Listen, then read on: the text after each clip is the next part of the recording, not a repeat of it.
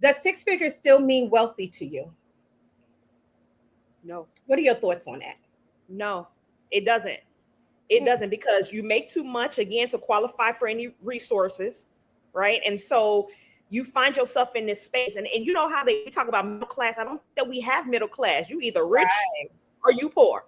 Period. There's no in between. Because again, if you make $100,000, you're not qualifying for health care.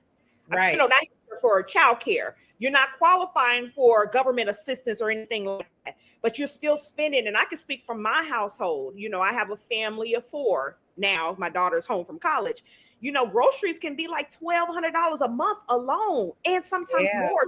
Pending, it's summertime. Like I was telling you earlier, they eat you out of house and home, so you can spend a lot of money. And then parents that have young children, childcare, daycare is it's like paying a mortgage. I it remember is. when my kids were young, the cost, to put your child in the daycare because you had to work. Sometimes, like, man, is this really, really worth it?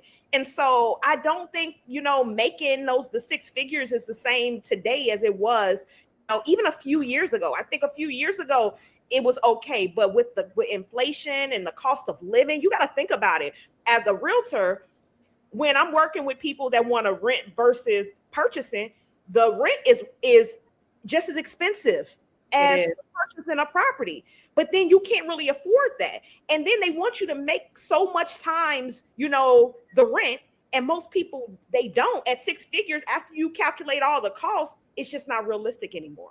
Exactly. And that's really sad. That is really, really sad. Because I remember when I had my child in daycare, it was only like $280 a month, a week. And this is going back 20 years ago. Now I hear it's like $350, $400 a week.